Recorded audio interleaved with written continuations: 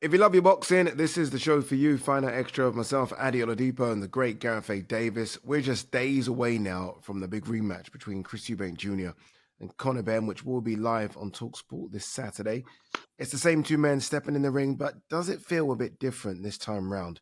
And what chance does it have of replicating their epic encounter earlier this year? We'll also look beyond the fight and ask what next for both men. Will it be the final fight for Eubank Jr. and can Conor Benn go down in weight and win a world title? Might have to go down 2 weights. We'll also take a look at the undercard too. We're here from the likes of Echo Usman, Jack Catterall, and Adam Azim, who caught up with Gareth earlier in the week. And we'll take a look at the rest of the boxing news. Moses Itauma finally has an opponent for early next year. Look, as always, loads to get into. This is Fight Night Extra on talkSPORT 2.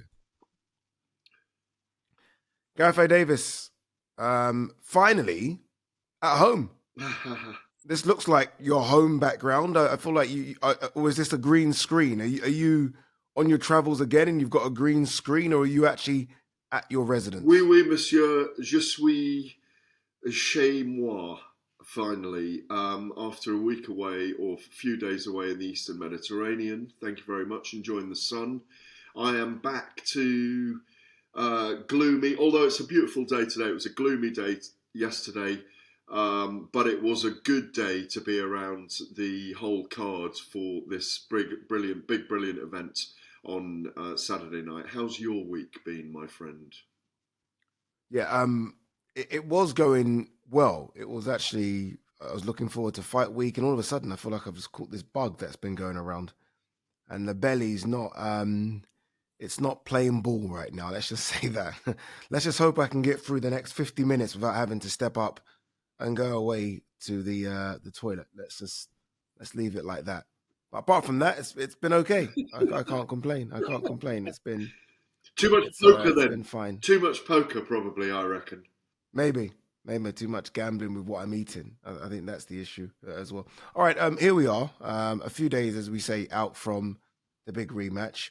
Let's rewind if we can to April when they had their first fight, and being a few days out. How different does it feel? Well, having been around them all yesterday and around Eubank and Benn towards the latter part of the day, big long day at the Stratford yesterday at Stratford International Centre on the Olympic Park. I think if you look back to the last one, Eubank was very vocal about what he was going to do to Conor Benn. He was very quiet yesterday. He's got a new trainer this time around, the trainer he used for the second Liam Smith fight. I think that's a big difference.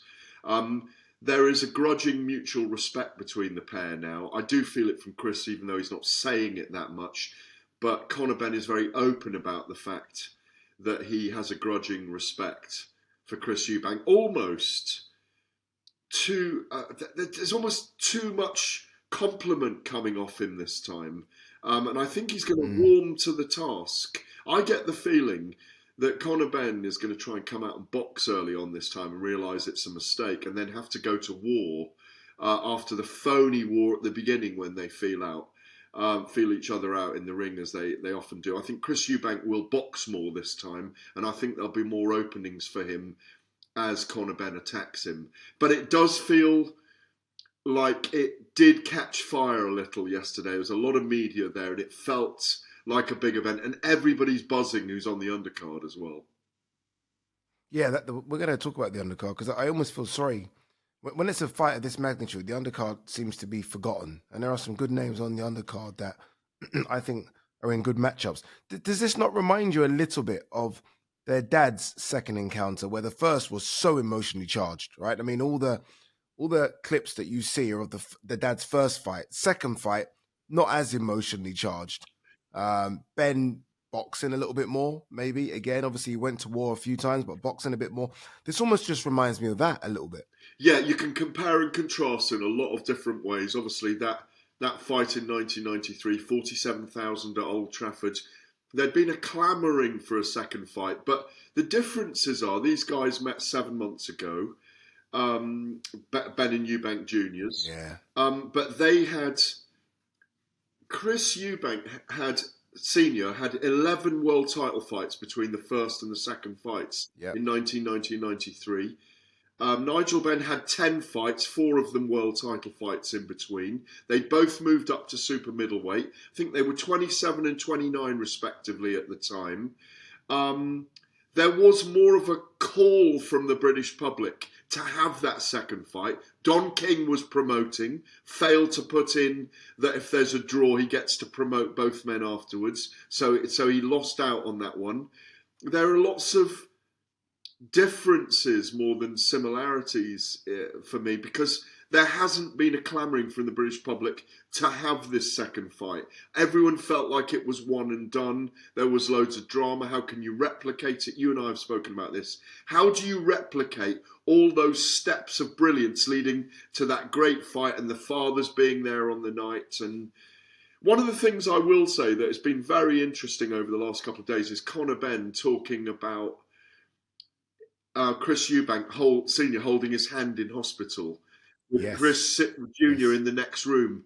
And I think the respect levels are very deep between them now, whereas with the fathers, that grudge was still there when they came to the second fight, which I rewatched recently, by the way. Split draw, obviously. It was really hard to score, by the way, and the judges agreed on 7 of the 12 rounds, the 3 judges, that night. So there were 5 swing rounds. Many people thought that Benn deserved the victory. Many thought Eubank did. It was a difficult fight to score. Yeah, one thing you did say at the start of the show was that Conor Benn is a bit more calmer. Let's hear from Conor Benn. He spoke on Drive yesterday, and he compared the first fight to this fight. I'm a lot happier. Of course, you got to remember there was so much noise surrounding the first fight. It's my first back in the country in 14 months. First fight back in 14 months. It's my first fight back in the country in about 3 years. So for me, it was a lot of emotions. It was my first fight up at 160, second time doing 12 rounds. There was a lot of variables there for me that I dealt with on the night. I've done the best I could with what I had.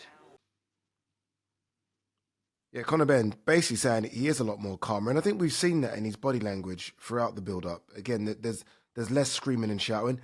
Granted, there's no egg slap, which would obviously make your blood boil, but he does seem a bit more removed from the antics. I noticed that in the face-off. I noticed that in the face-off they had yesterday.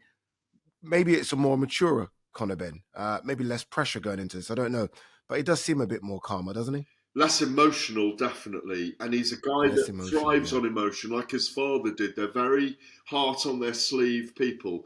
Chris Eubank was notably bigger, as well as notably quieter. Almost like he'd taken a vow of silence when they were facing off on the roof of the Stratford yesterday. There was a little bit of nervous energy about him for me as well when they faced off, and I think Eubank, Conor or Chris, with Ben, with Conor Benn, okay, a little bit of nervousness around Chris Eubank. I feel the energy of frenemies with them now rather than enemies. Eubank's very cool. He's always got strategy. He knows how he's going to hold himself, what he's going to say. The ambulance a week ago, that footage. But I think you're right. I think for now, Conor Benn isn't emotional about the whole drug scenario in the background over those 2.5 years. Eubank hasn't really tried to get under his skin in the face-offs that DAZN did. You didn't do them this time. Josh Denzel did them. And they were almost like the old pals act a little bit too much for me. Like they were. Has that affected the hype, do you think? Yeah, a little bit. Because of that. I think it has. Yeah. Look, the egg slap spawned millions and millions of views, didn't it? Much as we mustn't condone it. But in that interview yesterday on Drive, Conor Benn did dig into Chris Eubank a little bit, which I like to see, because I want to see the enmity between the two men. I want to see that, because that's what's going to give us the battle on Saturday night. Yeah, I wonder if it does get ramped up now. Obviously, today is the grand arrivals. They probably won't say anything, but we have the media, public worker, and the final press conference to really sort of hammer home. And I do wonder if people will be in their ears. And look, I doubt they listen to anyone, but I do wonder if someone will be in their ears saying, okay, we need to ramp this up just a little bit. Beyond this fight, and it's always difficult to look beyond it because we don't know how the fight is going to play out on Saturday. What do you think Eubank does? I feel like we think Conor Benn's going to stay around for a long time, go to 147, and have meaningful fights for the rest of his career. What does Eubank do at 36 beyond this? Tried that with Bomac yesterday. Sat down with Brian McIntyre at one point. It's on the Fight Night Daily podcast that we recorded yesterday, myself and Spencer Oliver, amongst many other interviews. And we're trying to ask him about that, whether a Terence Crawford fight could be there in the UK for him. If he said, no, don't even talk to me about those two fighting each other, because I'd obviously go with Terence and I don't want to see them fighting each other. But maybe he could tempt Canelo here for a big fight if this fight crosses over again. But really, if he's smart, or not if he's smart, but if Conor Benn is smart and does his job right, and exhausts the older guy, maybe he fights Conor Benn for a third time if Conor Benn wins, because that trilogy's there if Benn wins, in my view. I don't think Benn does win, but after this, Chris is very much a businessman, and after this, he'll only do a big fight, in my view, for 5 million plus. And there aren't many big fights out there. I don't think he'll fight Hamza Sheeraz. I don't think... that's the one, isn't it? I just don't think it crosses over yet. I mean, Frank Warren may disagree with me. Ben Shalom may disagree with me, obviously the promoter of Chris Eubank, but I don't see many massive fights for him. I don't see him fighting Yanibek Alam Kanuli, who's being touted to fight Terence next. But if it was a Terence Crawford fight, that kind of level of fight, then I could see him doing it. Yeah, agreed. Terence Crawford, Canelo, big fights over here. They've both been over here. I think they love it over here, the stadium fights. And I do think Chris, if he wins convincingly against either one of those guys, who knows, right? Can the Saudis get involved? Can they tempt Canelo and Crawford to come over? Exactly. What about Conor? He clearly is a 147 guy now. I've seen the sparring images of him and Ishmael Davis, and Ishmael is supposed to be one weight class above, looks 2 or 3 weight classes above, which tells me Conor actually is a 147 guy. And I look at the 147 landscape, and Lewis Crocker, Barrios, Rolly Romero, Norman Haney, these are fun fights for Conor. And by the way, I think a couple of those are winnable fights if Conor can get down to 147. Yeah, Conor doesn't need to win fights. If he beats Chris Eubank, I think they'll have a trilogy. I just think it'll be there. I think certainly if he stops Chris Eubank, which I think he's got a chance of doing. He mustn't write it off in the late rounds if he exhausts the older man, who probably went through and lost a little bit in that last fight of what from the battery levels, given age and all those things, which it's sensible to mention. He's got a chance, there's no doubt about it, even though I still see, hand on heart, and hiding nothing, I still see Chris Eubank as the good big and beating a good little one in this one again, and I think he wins on points. But like you say, all those names are veritable opponents for Conor Benn, because he's a salesman. If he does that pitch where he's going at his opponents in an emotional way and selling, I thought he was a big star in New York at the Times Square event the week after their first contest. So Ryan Garcia, Tank Davis, Shaka Stevenson, Tio Lopez, all these guys at welterweight are brilliant opponents for him. I'm sure he can still get down to that weight. He looks incredibly smaller than Chris Eubank this time for me as well. I'm really noticing it, Eddie. Yeah, it's funny because a lot of people upset about the restrictions on Eubank's weight, and although I don't agree with it, I don't like that. I think it's unhealthy. I can understand why those stipulations have been put in place, because Eubank does look so much bigger. I tried to look at the trainers both men were wearing just to see if there was anything in that, but Eubank looks significantly taller and just looks a bit wider as well. Or Chris Eubank, I'll say this, the whole time in his career, you think how big George Groves is and how big some of these other super middleweights he's fought in the tournament way back. Is it 10 years ago? Maybe it's about 10 years ago. But you see how naturally big George Groves is. Chris Eubank had a great fight with him. George jabbed his face off, of course, and dislocated his shoulder in the fight and won it. But Chris is a very strong middleweight as well, a big middleweight. He's 6 foot tall. It always surprises you when you come up and see him face to face how much bigger he is. And I thought exactly the same thing. God, is he wearing trainers with heels in for these face-offs? Because he now looks 4 inches taller than him and definitely 2 weight divisions above. I don't agree with the weight restriction clauses in the rehydration either, but they signed a 2-fight deal. They obviously haven't managed to change it. Ben Shalom's addressed that. Chris Eubank has addressed it. Well, I asked Bomac yesterday whether he's been more careful about the weight cut. They said they made a mistake last time. Eddie Hearn reckons they played around with timings, and Chris should have been more careful about when he turned up to the weigh-ins. It is a cause for concern in some ways. I think he should be able to make 176. He should be allowed to do 16 pounds, 10%. But let's see. Hopefully, it doesn't make him chronically dehydrated like it did in the first fight. Okay. What's closer here? Eubank post-Ben retires. Eubank post-Ben has another fight. Well, I think it all depends on the outcome, as I said earlier, really.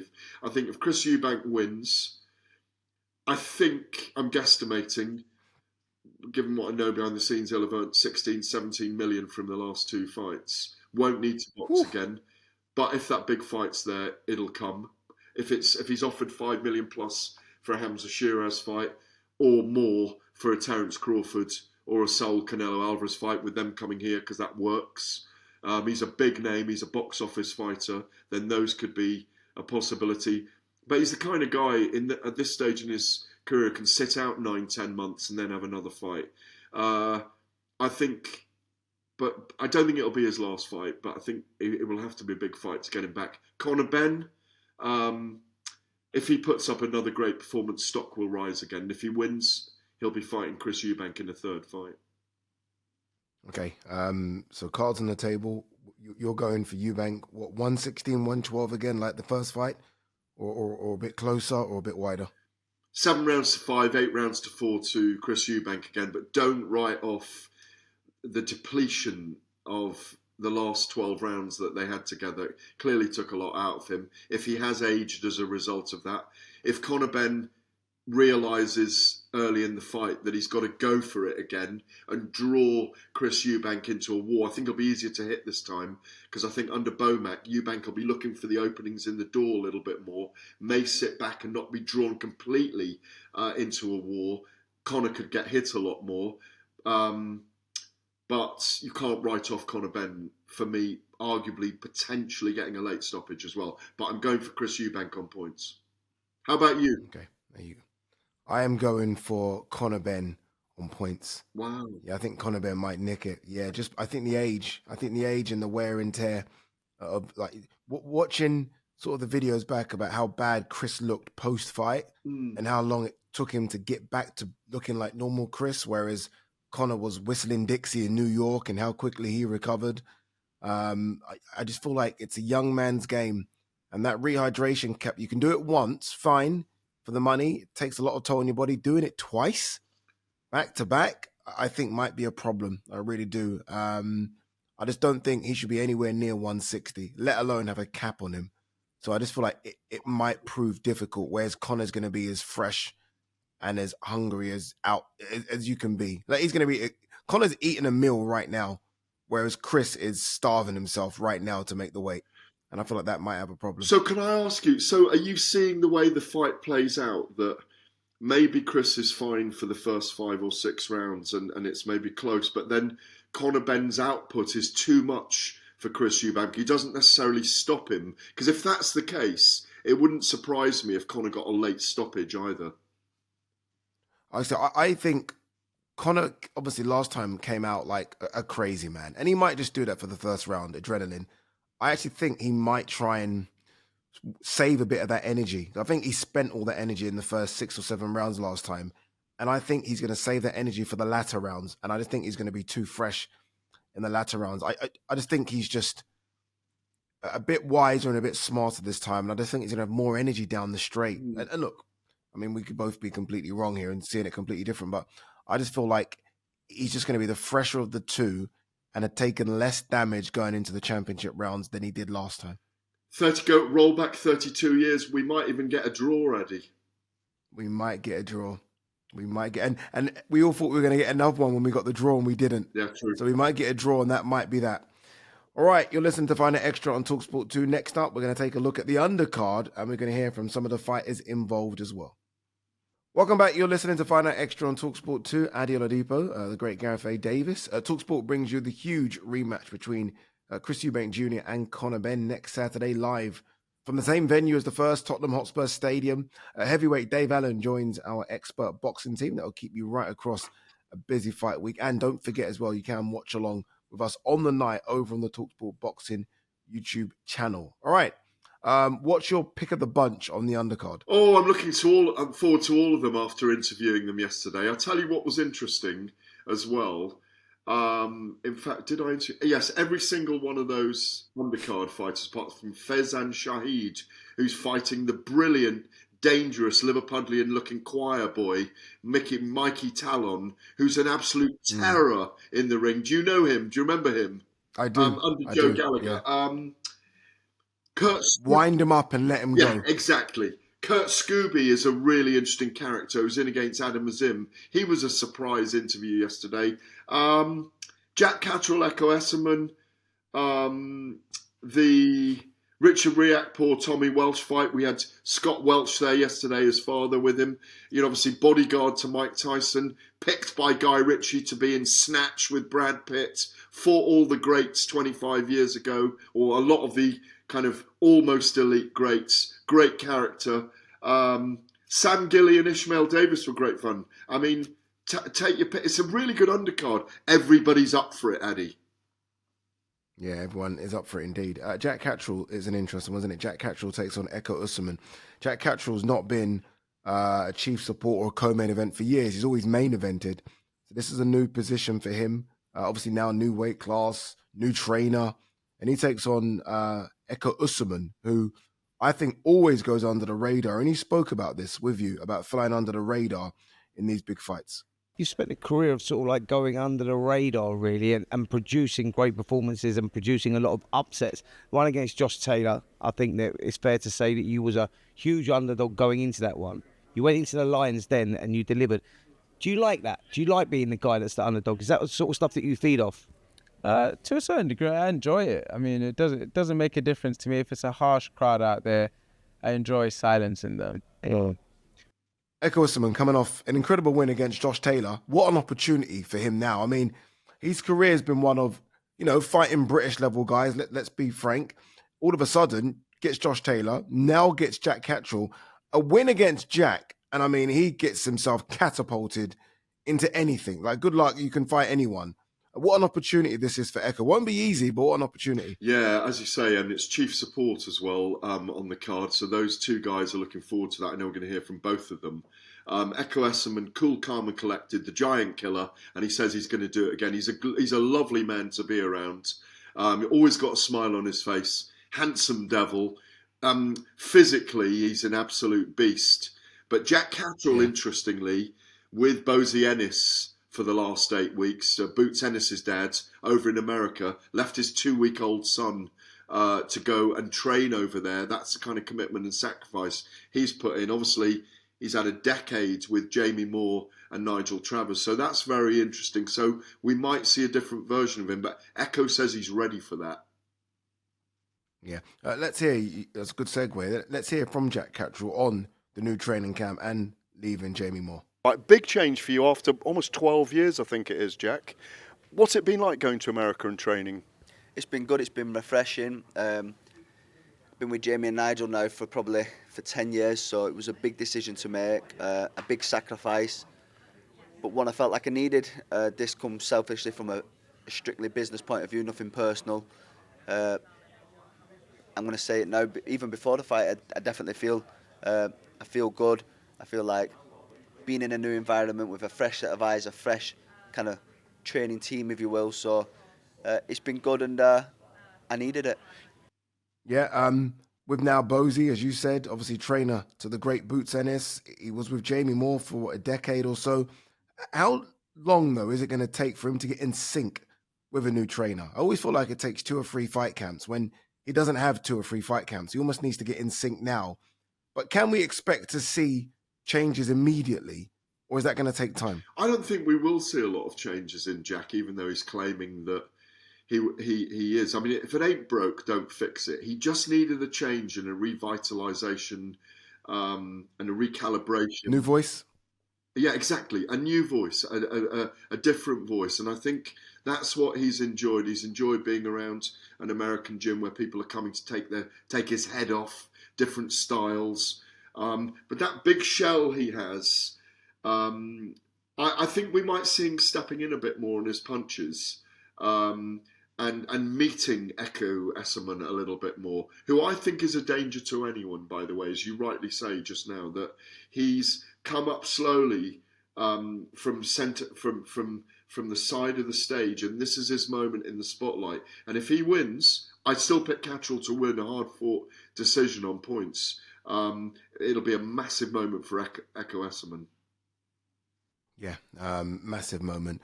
I think the fight of the undercard is Sam Gilly versus Ishmael Davies, 154 pounds. Sam Gilly last fought, it was a disappointing draw. I remember him leaving the ring and just angry. He takes on Ishmael Davies, who, look, the record book says he's lost 3 in a row, but obviously there are asterisks to that.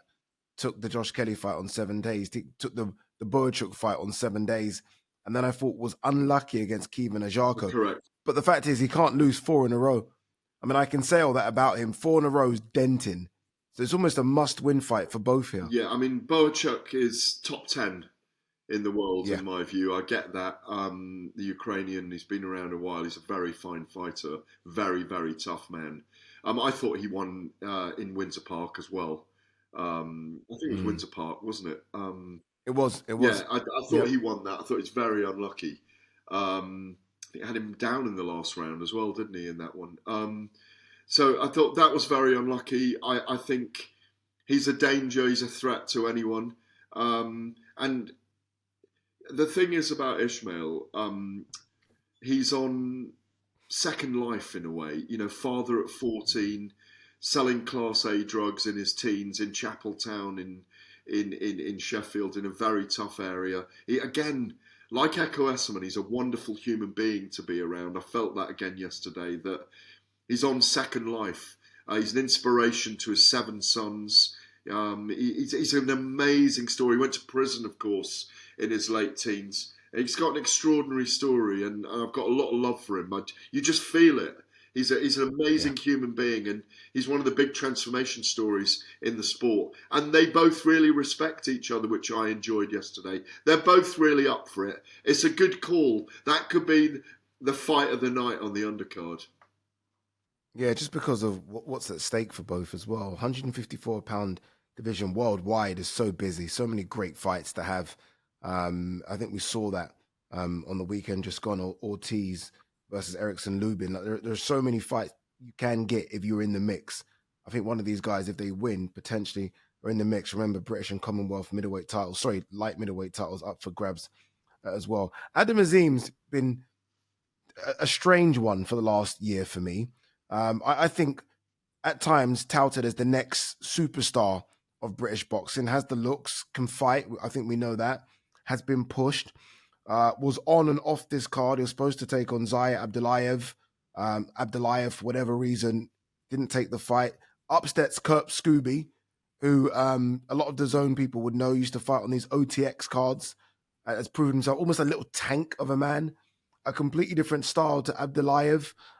Before we talk about that fight, let's hear from Adam Azim, who's been discussing his route to a world title post this Kurt Scooby fight. What's your route in your mind if you win this into 2026? There's a lot of opportunities out there. I do have another fight scheduled in January. So straight after this fight, take a week off, I'm back in the gym. So, I want to be as active as possible. But this next stage for me puts me up there, and I want to be targeting the world titles next year. That fight in January, I'm presuming, is being on the BBC? Yeah. And it will be your chance to get on Strictly and Traitors and you'll be projecting your career right into the mainstream of the British public, presumably. Yeah, 100%. Like, the BBC platform itself is massive, huge, and me and Ben have already, gonna get a fight before Ramadan. So I never fight in Ramadan time. So this is why that I want to get a fight straight after this fight. Adam Azim, who I think's a great name to have on this card, I really do. Again, I think a potential superstar in this country and maybe worldwide as well. Obviously, look, it needs to get past Kurt Scooby, which isn't going to be easy. And if he does, look, he's home now on the BBC. He's got a fight lined up next year, Gareth, on the BBC. It's just an interesting time, I think, for Adam Azim. I almost feel like his career's been paused a little bit, but I guess this could be the lightning rod it needs to go again. Yeah, he's got all the advantages here. He gets to do a massive stadium fight that's going to draw real resonance. And then he goes over to the BBC. And as I was talking with him yesterday about, do you fancy fighting on the BBC and being on Traitors? Would you be a faithful or a traitor? Do you fancy going on Strictly? And he's like, yeah. He's 23 now. He's been around forever now, or at least around us for 3 or 4 years. He's grown physically, and he used to be so hard to get words out of. He's always said, I've got really bad ADHD, and this is why I got into boxing. He's become a young man he's got a great way about him. He got married a couple of weeks ago. He's developing his life. I was speaking to the McGuigans about him yesterday.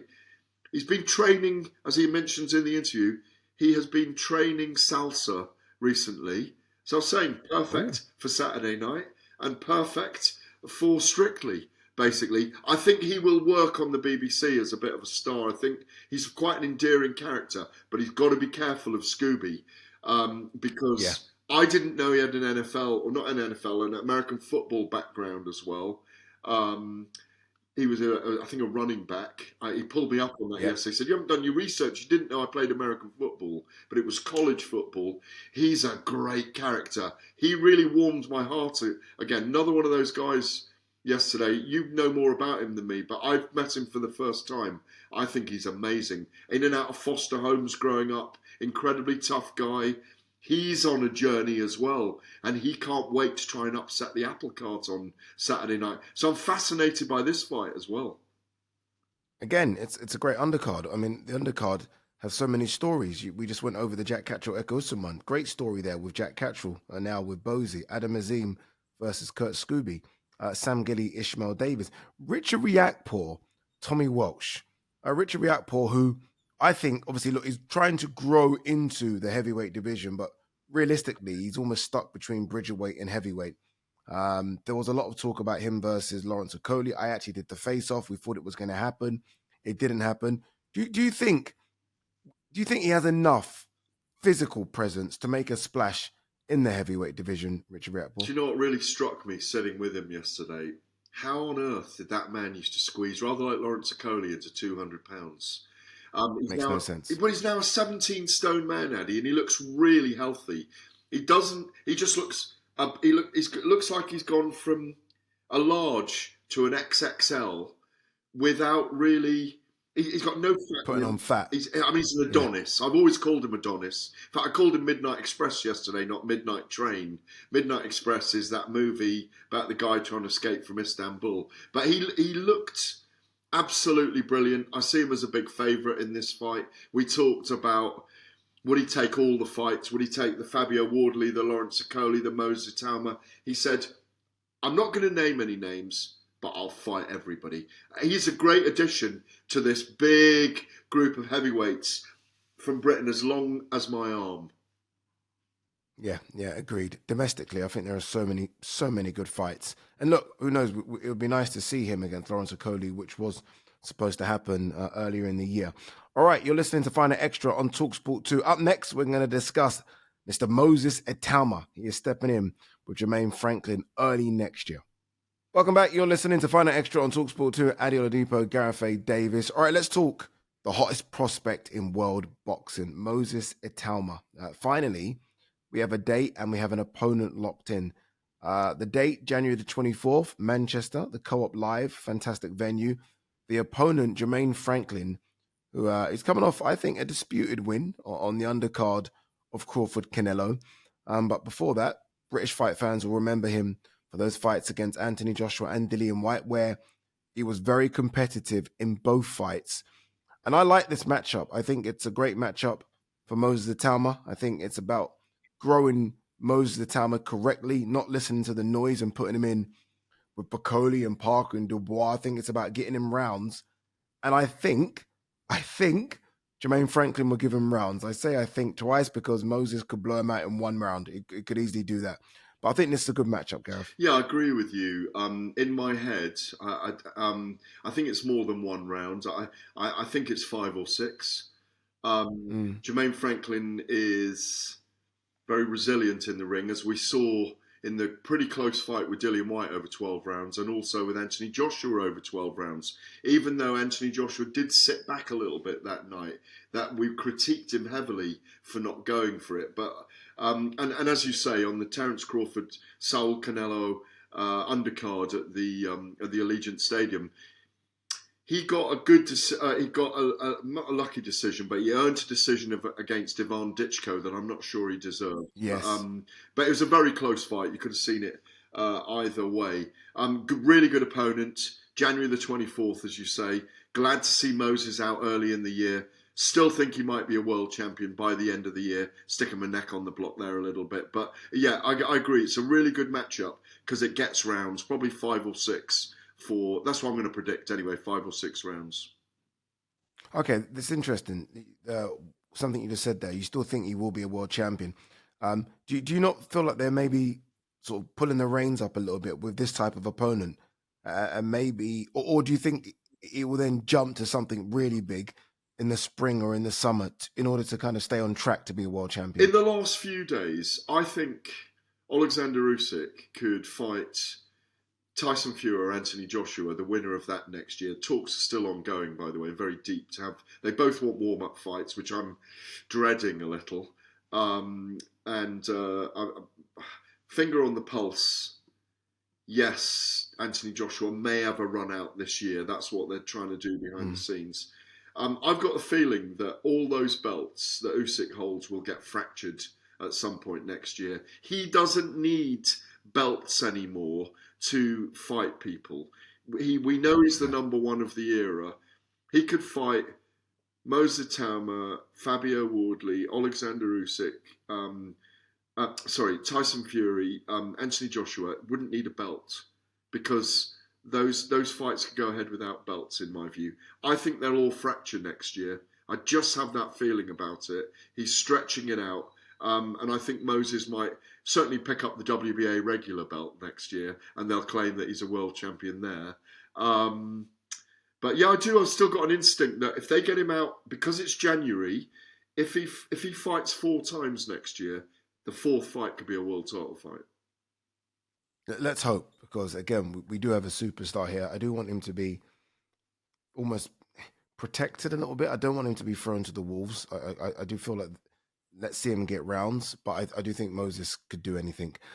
Very quickly, there was a big fight stateside, and it's more the aftermath of the big fight that I do want to discuss. Virgil Ortiz stopping Erickson Lubin. In stepped Boots Ennis, him and Virgil Ortiz went nose to nose, and it was fantastic. 2 of the best 154 pounders.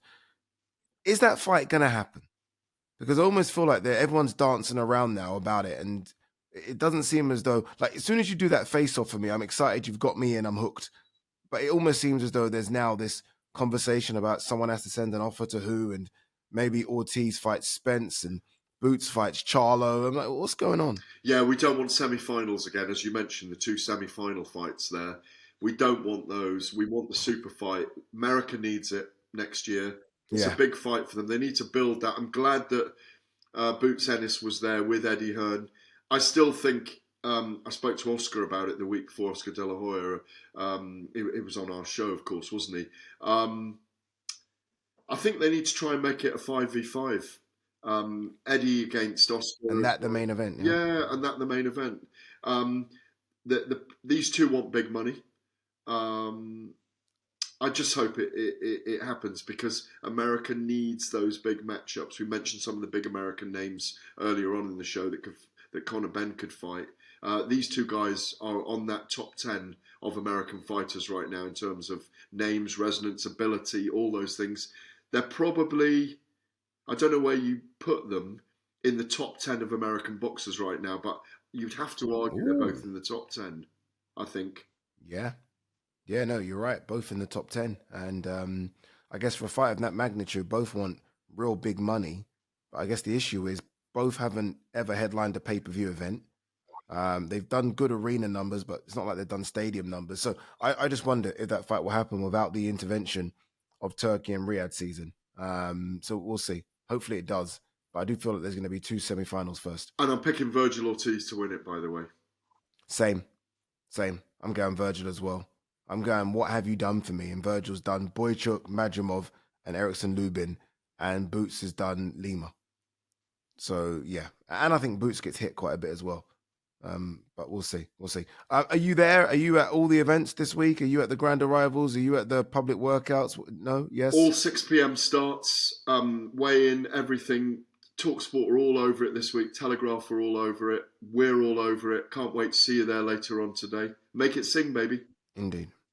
Make it sing indeed. All right, you've been listening to Find It Extra on talkSPORT 2. Big thanks to Gareth A. Davies for joining me as always. Remember, if you've missed any of this show, you can listen to it as a podcast. Find it under the Fight Night banner on the talkSPORT app, on YouTube, or wherever you get your podcasts from. We'll be back next week.